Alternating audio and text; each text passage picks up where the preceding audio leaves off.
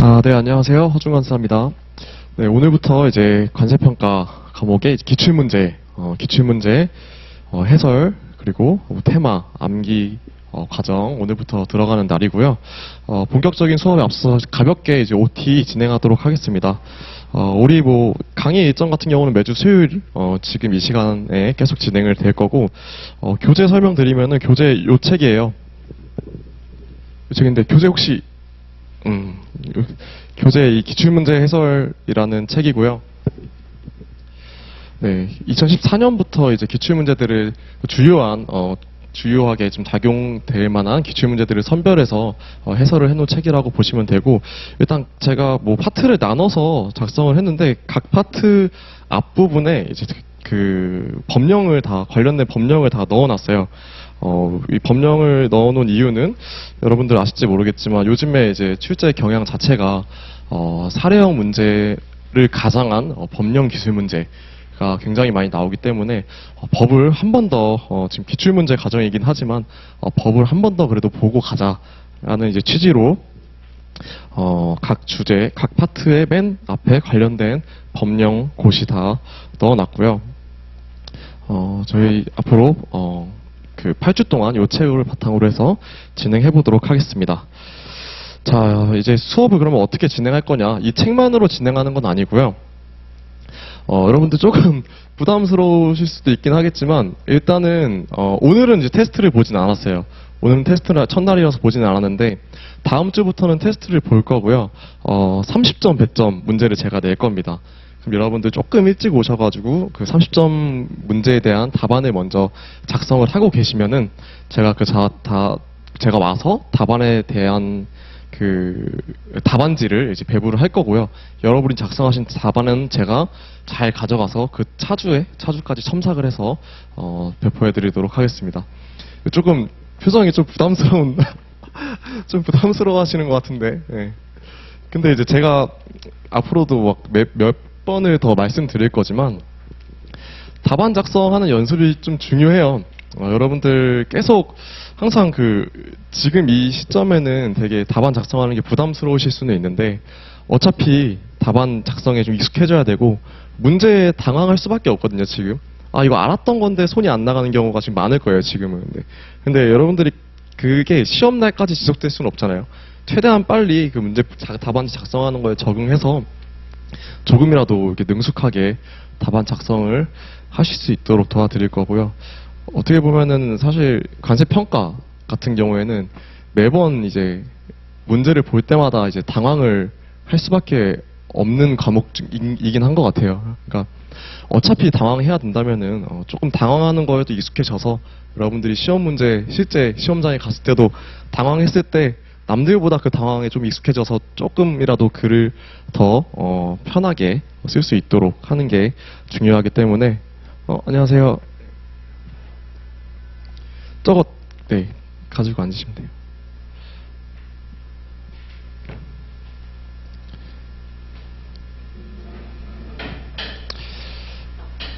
그렇기 때문에 이제 30점, 100점으로 이제 답안 작성 연습을 할 거고요.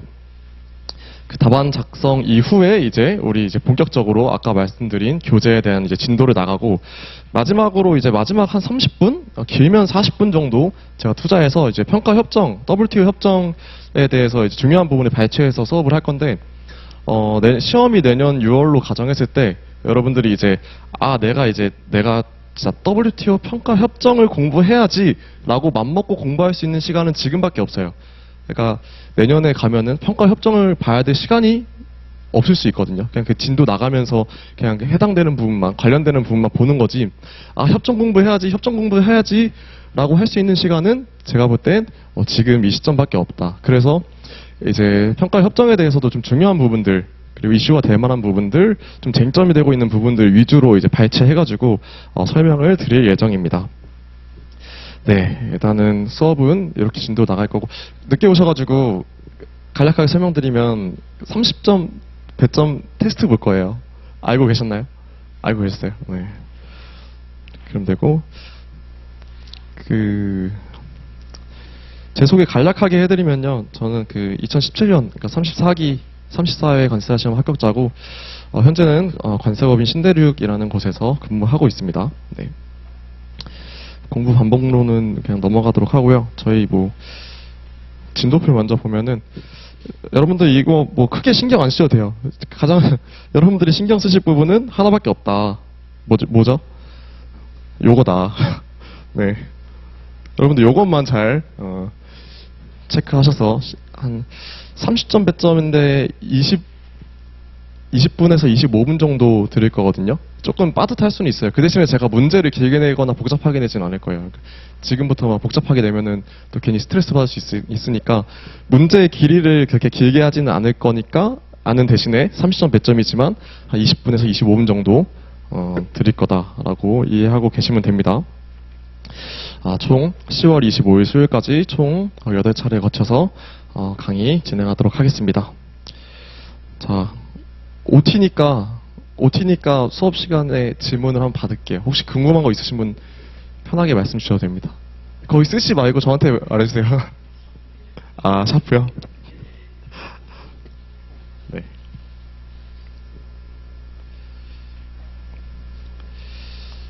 네, 이렇게 해서 OT 간략하게 진행해봤고요.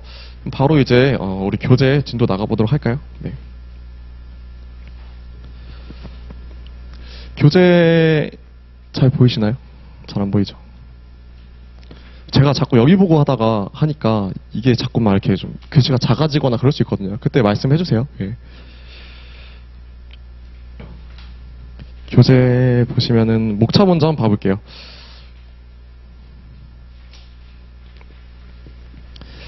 이제 수출 판매부터 대체 평가 방법까지 쭉 나열되어 있는데 일단 수출 판매 및 과세 환율 그리고 시제 지급 가격 오늘 여기에 대한 진도를 나갈 예정입니다.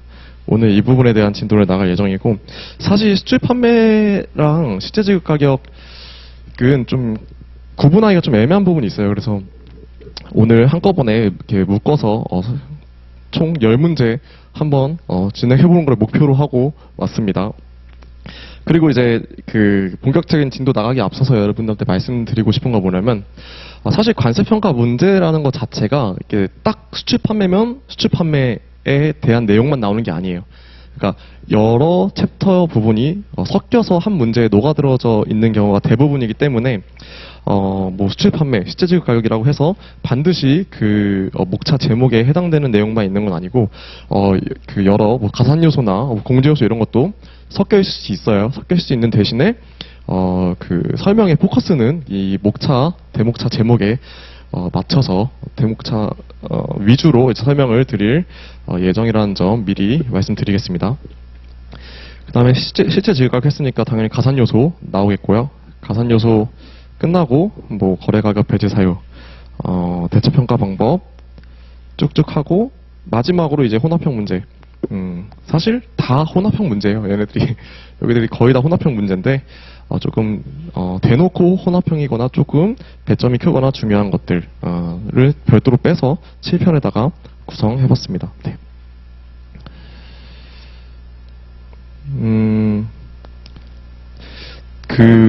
지금 문제풀이잖아요. 그쵸?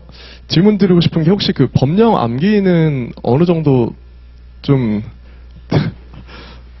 되셨을까요? 네.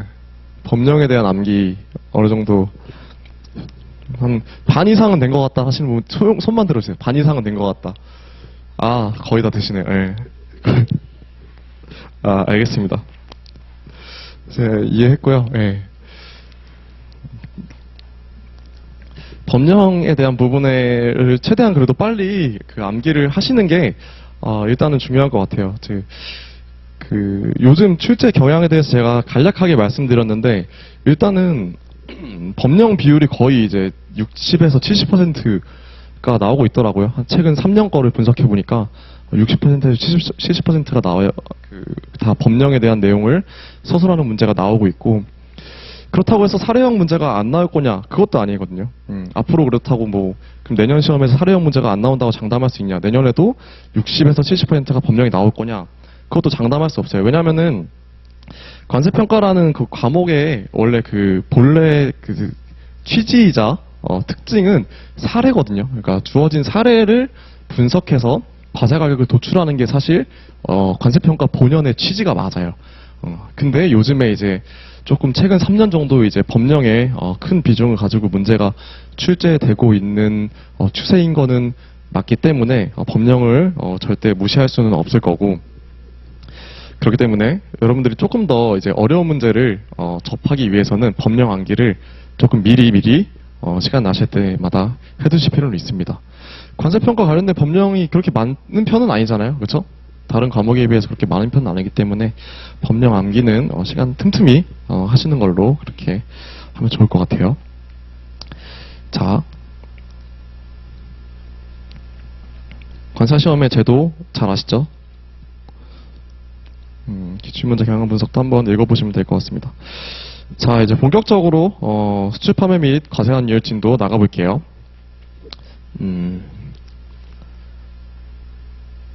그쵸. 법령 해야죠. 법령. 암기는 다 하셨지만 그래도 한번 보고 갈게요. 예. 수출 판매 및 과세 환율에 관한 거의 내용의 대부분은 물론 그 목차 제목에도 나와 있지만 수출 판매랑 과세 환율 두 개겠죠. 이 중에서 시험에 자주 나오는 거는 과세 환율입니다. 과세 환율에 관련된 문제들이 이제 꽤 자주 나오고 있고 작년이었나요? 예. 또 환율 관련된 부분이 개정이 돼서 심지어 여러분들 보셨을지 모르겠지만 올해 시험 문제 환율이 두 문제서나 더 언급이 됐습니다. 두 문제에서나 언급이 됐었고, 환율 관련된 법령 먼저 살펴볼게요. 관세법 18조고요. 과세 가격을 결정하는 경우 외국 통화로 표시된 가격을 내국 통화로 환산할 때는 요거 써줘야 됩니다. 제17조에 따른 날 이 속하는 주의 전주의 기준 환율 또는 재정 환율을 평균하여 과세청장. 이 기준 환율 또는 재정 환율, 요게 개정된 거예요. 원래 뭐 외국한 매도율을 평균하는 거였는데 기준 환율 또는 재정 환율을 평균하는 걸로 바뀌었고, 이런 키워드 위주로 여러분들 암기하시면 좋을 것 같아요. 색깔을 좀 바꿔야겠다. 그리고 환율 관련돼서는 또 여러분 요거는 사실 그냥 한번 읽어보시면 되고, 통화 요게 중요해요. 예. 과세 가격이 만약에 송품장에 기재된 통화와 원칙은 송품장에 기재된 통화를 기준으로 하는 걸 원칙으로 하는데, 만약에 송품장상에 기재된 통화와 실제 결제 통화가 상이한 경우에는 뭘 기준으로 한다? 실제 결제 통화를 기초로 해서 과세 가격을 결정해야 됩니다.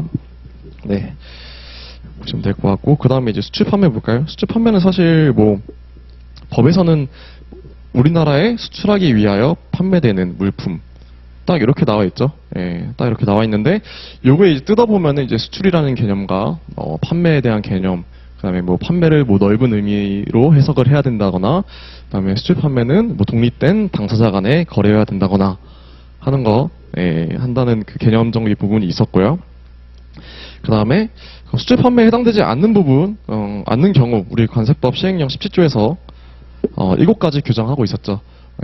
요 부분, 뭐 무상으로 수입하는 물품, 위탁 판매 물품, 뭐 수출자 책임으로 국내 판매하기 위한 물품, 지점에서 수입하는 물품, 임대차 수입 물품, 무상 수입 물품, 그 다음에 마지막으로 산업 쓰레기 등 수출자의 부담으로 국내에서 폐기하기 위하여 수입하는 물품. 네, 이런 것들 우리 다 기본 강의 그리고 압축 강의 때도 한번 다뤄봤었고, 뭐 강의 최근에 안 들으신 분들 요 정도는 이제 보시면은 새록새록 기억이 좀 나시지 않을까 싶긴 해요. 요 7개는 반드시 암기해 주셔야 되는 부분입니다.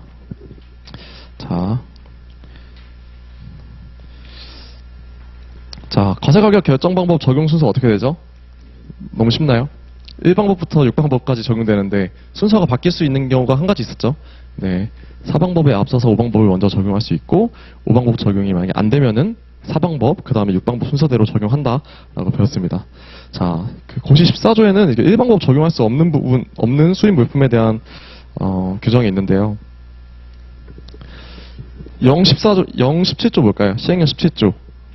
아까 우리가 말한 7가지 수출 판매로 볼 수 없는 7가지, 여기에 해당되는 거, 그쵸? 당연히 1방법을 적용할 수 없겠죠. 그 다음에 2호 보시면은 수출하기 위한 판매가 아닌 거, 그러니까 우리나라에 수출하기 위한 판매가로 볼 수 없다, 그 의미고, 3호 보면은 그 구매자가 실제로 지급할 거나 지급할 가격, 즉 우리 PAPP라고 하죠. PAPP를 확인할 수 없는 경우, 사후 보시면은 제30조 1항 각호 외의 부분 단서, 이게 뭘까요? 가산 요소에 해당되는 금액이 있는데 그게 금액으로 계산할 수 없는 경우, 금액으로 계산할 수 없는 가산 요소가 있는 경우. 그 다음에 5호 보시면은 30조 3항 거래가격 배제 사유죠. 30조 5항 기타 합리적인 의심입니다. 예. 자, 보시면 될 것 같고, 저는 사실 이게 중요한 것 같아요. 예. 요게 요 문구가 굉장히 중요한 것 같거든요. 그러니까 수출 판매의 범위. 그러니까 지금 그죠. 수출 판매의 범위인데 보시면은 일단 판매는 각자 자기 책임과 계산. 이게 뭐예요? 이 의미가 뭐냐면은 그 독립된 당사자 간에 거래해야 된다는 거죠. 아까 우리 시행령 17조에서 뭐 지점에서 수집하는 물품 이런 거 배제하고 있었어요. 왜냐? 독립된 당사자가 아니기 때문이겠죠. 예. 15조 보면 다시 보시면은 각각의 자기 책임과 계산으로 수입 물품에 대한 대가를 지급하고 소유권을 이전하는 목적으로 하는 구매자와 판매자 간의 거래를 말한다. 대가 지급, 소유권 이전, 그쵸? 이거 17조랑 그 시행령 17조랑 다시 한번 연결시켜 볼까요? 대가를 지급해야 된대요. 그 대가 지급 안 하면은 수출 판매 아니라는 거죠. 시행령 17조 1호가 뭐였어요, 우리? 무상으로 수입하는 물품, 그쵸? 연결이 되죠. 그 다음에 우리 두 번째 거 뭐 소유권 이전, 소유권이 이전돼야 된대요. 다시 이거 시행령 17조랑 연결해 볼까요? 뭘까요?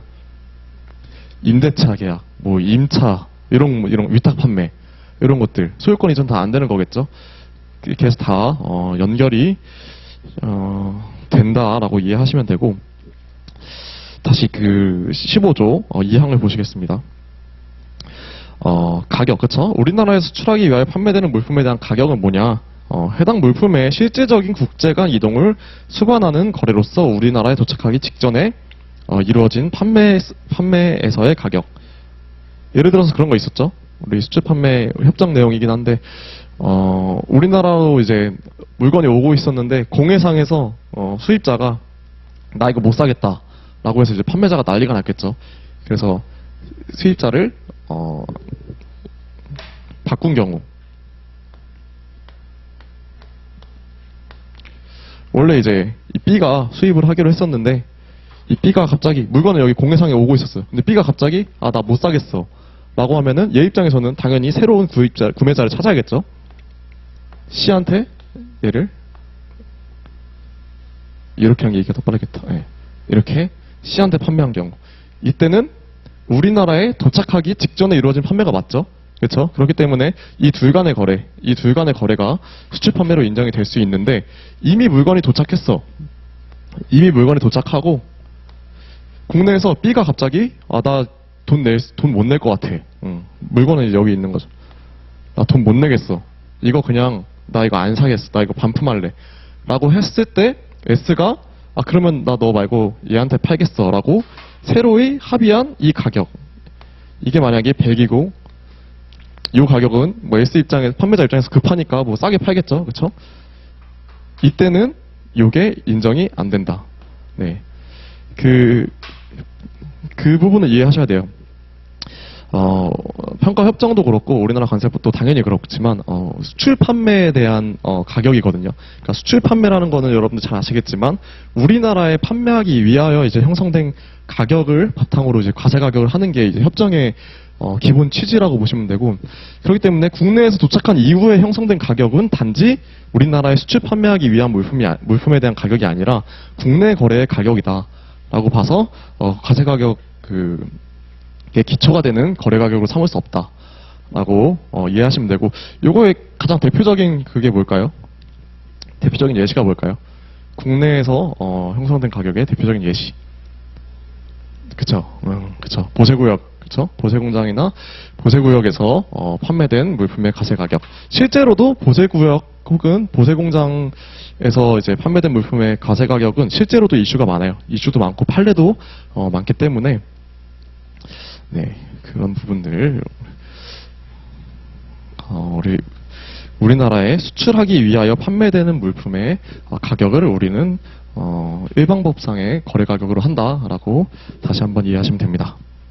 자, 이제 문제를 한번 풀어볼까요, 여러분? 제가 미리 말씀드리지만 문제가 어렵지 않아요. 여러분들 지금 되게 긴장하고 있는데 문제가 어렵지는 않거든요. 그렇지만 다만 시간에 쫓기고 여러분들이 당황해서 그렇지 실질적으로 이제 시험 보는 상황이 아니라고 가정하고 마음 편한 상태로 보면은 문제가 그렇게 어렵지는 않습니다. 자, 한번 볼게요. 이거 올해 문제예요. 올해 문제고 올해 환율과 관련된 문제가 2개 나왔는데 그 중에서 대놓고 환율 문제가 하나 나왔거든요. 그게 이겁니다. 예. 한번 볼게요. 첫 시간이니까 말씀드리는데 그 문제풀이가 아직 익숙해지지 않으셨을 것 같아요. 근데 그래서 습관이 좀 중요한데 저는 어떤 습관을 갖고 있었냐면은 문제가 아무리 쉬워도 그렇죠? 문제가 아무리 쉽고 거래 관계가 간단해도 저는 무조건 이 시험지 옆에 이런데 그림을 그립니다. 거래 내용 1 보면은 국내 구매자 I, 미국 수출업자 X죠. 그러면은 I, X 이런 식으로 일단은 그려놓고 봐요. 그러니까 여러분들 이런 습관을 항상 습관이 좀 중요하다고 저는 생각을 하는데 이게 지금 막상 시험장 가면 당황하거든요. 당황하기 때문에 뭔가 시각적으로 딱 여러분들이 알 수 있게 딱 시각적으로 이해되는 여러분들만의 도구를 만들어 놓을 필요가 있어요. 네.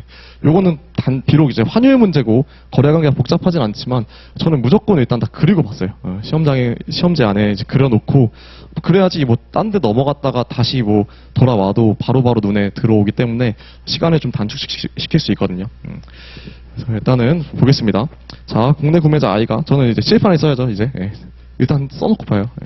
I가 미국의 반대.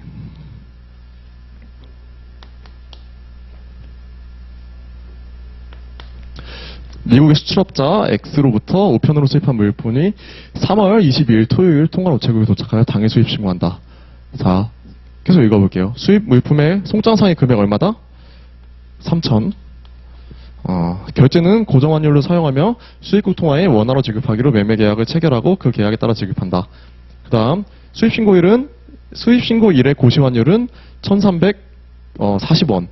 그리고 3월 10일부터 3월 14일까지 매일 최초 고시하는 기준환율, 제정환율 아까 본 거죠? 관세법 18조에 따라서 관세청장이 정한 환율은 1,325원이다. 여러분들 여기서 이제 문제가 뭐예요? 일단 문제가 뭐야? 거래 내용 1을 기초로 통화 환산 적용 방법을 시행규칙, 권고견을 근거로 서술하고 위 수입 물품의 과세 가격을 구하시오. 일단은 지금 환율밖에 안 나와 있어요. 어떤 가산 요소나 이런 것도 없죠. 상업 송장상에 금액 나와 있고 환율만 2개 제시되어 있어요. 그렇죠? 그러면은 이 문제는 뭐예요? 어떤 환율을 적용해서 과세 가격을 산정해야 되냐? 그 문제죠. 근데 제가 일부러 빠르게 넘어갔는데 여기서 가장 중요한 그 문구는 어떤 거일 것 같아요? 네? 어떤 거? 이거? 좋습니다. 수입국 통화의 원화로 지급하기로. 중요한 건 뭐죠? 수입국 통화로 결제한다는 거죠. 환율이 필요해요, 안 필요해요? 그쵸. 고시환율. 그쵸? 그쵸. 어차피 수입국 통화의 원화로 지급하기 때문에, 그쵸? 그 환율의 그 통화 환산이 전혀 필요가 없게 되겠습니다. 일단은 그리고 문제 2번 먼저 볼게요. 문제 1번은 어차피 수입국 통화로 하기 때문에 통화 환산 필요 없다인 거고, 거래 내용 2번 보시면은 국내 수입자 A는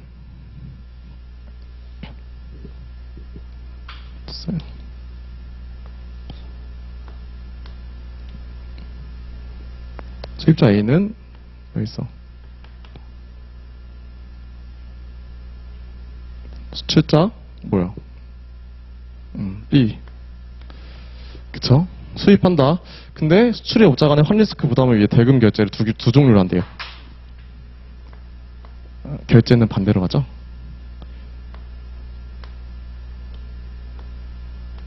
하나는 USD, 하나는 엔화.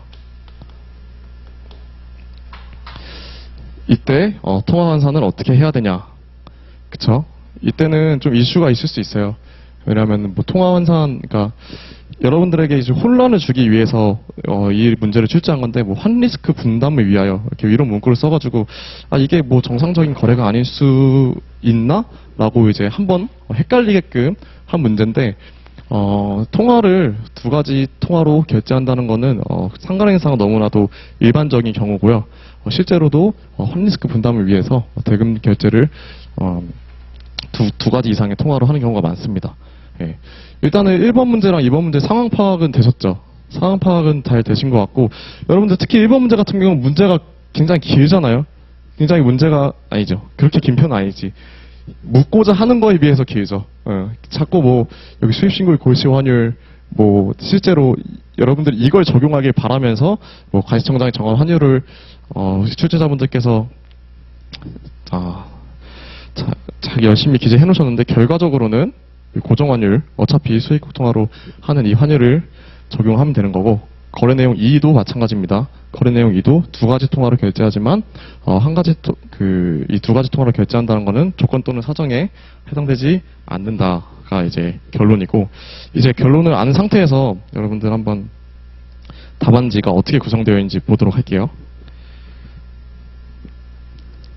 자, 거래 내용 1입니다. 거래 내용 1은 이제 의 먼저 나오죠. 여러분들 의를 어떻게 쓰셔야 될지 지금 좀 고민이 많이 되실 것 같아요. 그 의를 어떻게 써야 되나, 의가 뭐 점수에 반영이 되기는 하는 건가, 이런 고민을 많이 하실 것 같은데, 이거는 여러분 작성하시면서 여러분들에게 맞는 내용이 생길 수밖에 없거든요. 쓰시다 보면은 뭐 이 책에 나와 있는 의의를 써셔도 되고, 이 책에 나와 있는 의의를 문제에 맞게 여러분들이 조금씩 변형해서 뭐 기재해도 되고, 전혀 이제 이 의의의 분량을 얼마나 가져가야 하는지 이런 거에 대한 부담을 느끼실 필요 없이 책에 나와 있는 대로 그대로 쓰세요. 네, 책에 나와 있는 대로 그대로 쓰고 문제에 맞게 조금 변형하고 그렇게 잡고 가시면 될 것 같아요. 자, 우리 문제 1에서, 물음 1에서 통화환산 적용 방법을 뭐 관세법, 시행규칙 및 권고의견을 근거로 기술하라고 했어요. 관세법에서는 우리 본 거죠? 예, 관세법 본 거고. 근데 이거 보면은 여기 문제가에서도 그대로 나와 있는데, 그쵸? 예, 거의 다 알려주고, 관세법의 내용도 다 알려주면서 또 문제 쓰라고 했어요. 또 쓰시면 되죠, 그쵸? 쓰시면 되고, 통화, 우리 고시에 있는 내용, 그쵸? 송풍장상에 인보이스에 기재된 통화를 기초로 하되, 인보이스에 기재된 통화와 실제 결제 통화가 상이한 경우에는 실제 결제 통화를 한다. 그 다음에 WCO 이제 권고 의견이 나왔어요. 이것도 문제가 사실 살짝 조금 불친절하죠. 예. WCO 권고 의견을 바탕으로 기술을 하래요. 여러분, 권고 의견 20.1 계약상의 고정 환율로 약정하고 있는 경우 기억나시나요? 잠깐 빠르게.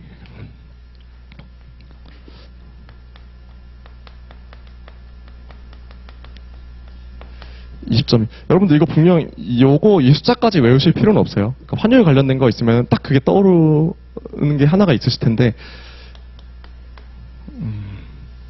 어떤 내용이었냐.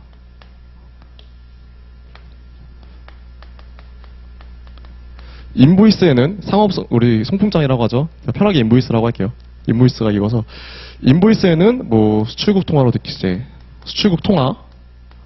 근데 실제 결제는 수입국 통화로 된 경우, 그쵸? 또 인보이스의 두 번째는, 인보이스에는 뭐 수입국 통화,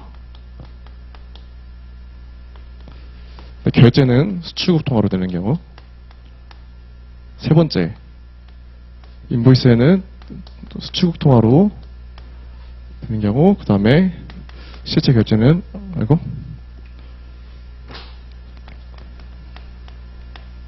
제3국 통화로 결제되는 경우. 자, 네 번째, 인보이스에는 수입국 통화, 그 다음에 결제가 또 마찬가지로 제3국. 이때 이제 통화 환산을 어떻게 해야 되냐라는 권고 의견이었고, 결과는 뭐였어요? 얘는 환산이 될 필요가 없죠. 얘는 다 통화 환산돼야 된다. 그쵸? 실제 결제된 통화를 바탕으로 해서 통화 환산 여부를 따져야 된다가 핵심이었고, 이렇게 얘네가 이제 환산이 됐잖아요.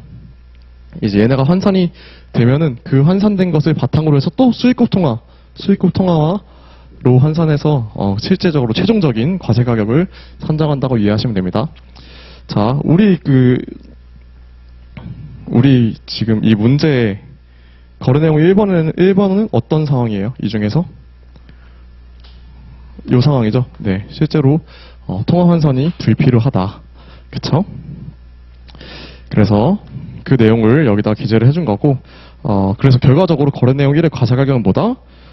이 USD 3,000에 고정환율, 그쵸? 고정환율 1,320원을 곱한 금액이 거래 내용 1의 과세 가격이 된다.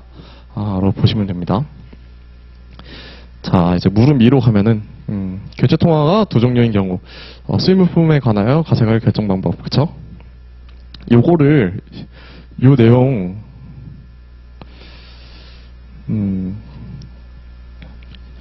우리 기본서에, 기본서가 물론 없으신 분도 있겠지만, 잠시만, 네.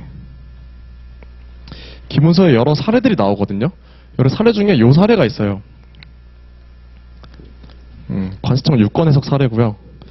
기본서 17페이지 혹시 있으신 분은 17페이지 보시면 됩니다. 없으셔도 돼요. 없으셔도 지금 화면 보시면 되니까 결제 통화가 두 종류인 수입 물품의 거래 가격 인정 여부. 다시 이것도 한번 내용 봐볼게요. 땡땡 기업은 일본의 K사와 이항기 부품을 구매하기로 하였는데